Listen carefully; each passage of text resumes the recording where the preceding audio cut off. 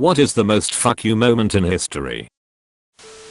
The Winter War. When the Soviet Union invaded Finland expecting it to be a walkover, the Finns captured entire divisions with small amounts of men, had no tanks or air force, and inflicted massive losses on the Russians. The most effective sniper of all time, the White Death, was fighting for the Finns, and there are loads of stories of Russian soldiers waking up and finding their fellow comrades frozen solid with their throats cut. The Russians eventually overran the Finns, but were internationally humiliated and had to settle with taking some slivers of land from the border as opposed to occupying the country.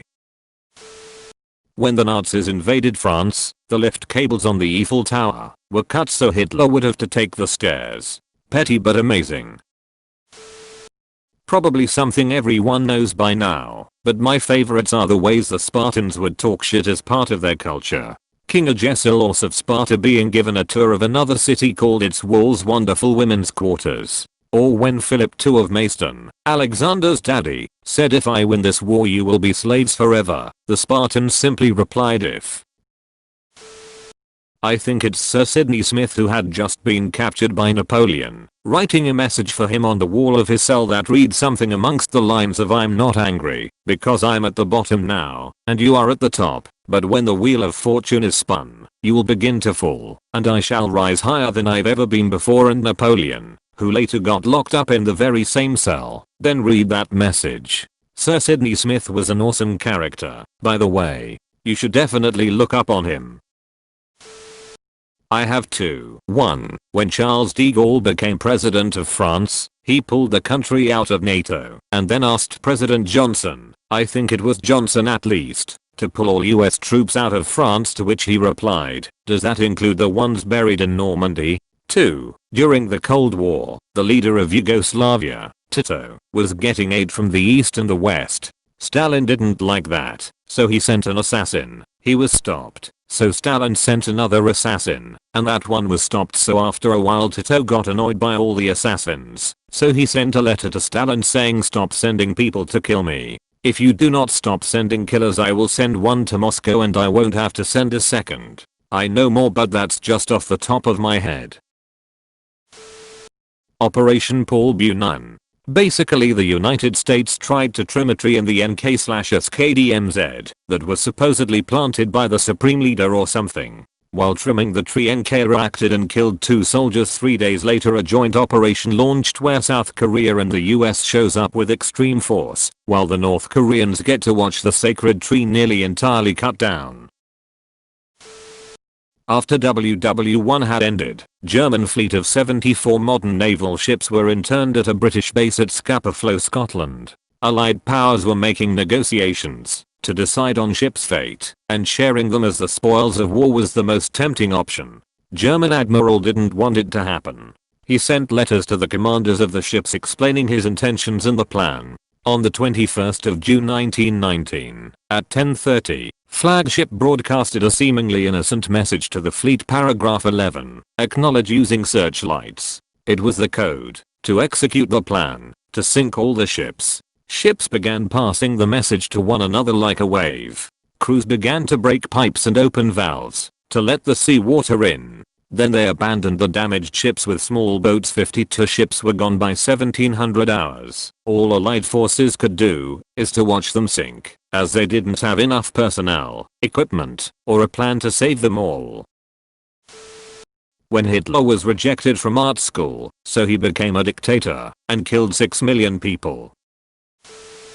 Caesar. He was caught by pirates who sent a ransom note and asked for a lot of silver, a few tons, but can't remember the exact number. When the silver was delivered, Caesar said that he'll raise an army and kill the lot of you. To which the pirates laughed. Once Caesar sent word to Rome. He took a few legions to the pirates' home base and literally wiped out the entire base and got the ransom back.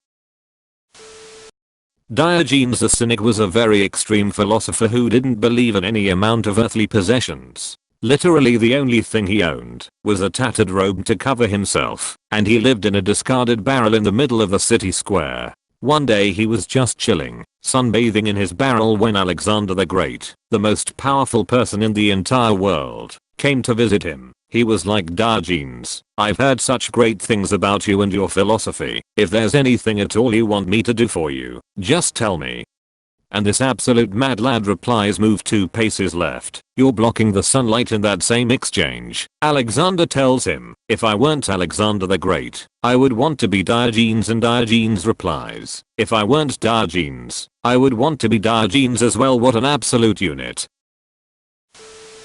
After The Hobbit was published in 1937, Berlin publisher Rutten and Loning wanted to circulate the book in Nazi Germany, but asked Tolkien for proof of his Aryan descent.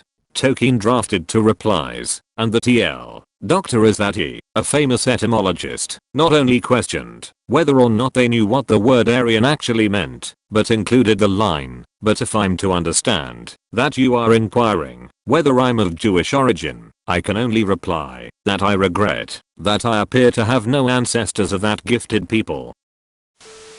It may not be the most fuck you, but it's pretty far up there. The bonkers story of Marvin Hemia. In 2004, Aka Killdozer. The guy had a chunk of land to build a muffler shop in Colorado, only to have a concrete plant try to buy out his land. After some back and forth with the city and the company, the city approved the plant around his land and started fining him for not being connected to the city sewer system. He finally gets fed up and starts upgrading a bulldozer of his with layers of concrete and welded plate armor, building a series of cameras for visibility, and when it was ready, welded himself into the cockpit. What followed after was a 2.5-hour rampage, destroying 13 buildings and causing 7 million in damage to the town.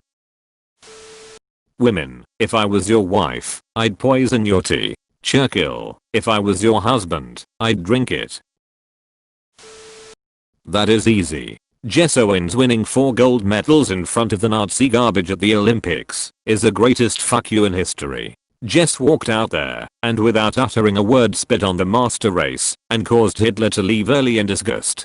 Jess Owens, the man, the myth, the legend. Edward I, yes, Mr. Longshanks himself, ordered the construction of what was believed to be the largest trebuchet ever built to siege a Scottish castle. Well, by the time it was built, the Scots in said castle were tired of the siege, so they surrendered. Edward was pissed that he wouldn't be getting a chance to try out his new toy, so he refused to let them surrender until after he'd gotten the opportunity to fire it. Thank you for watching. Please like and subscribe for more.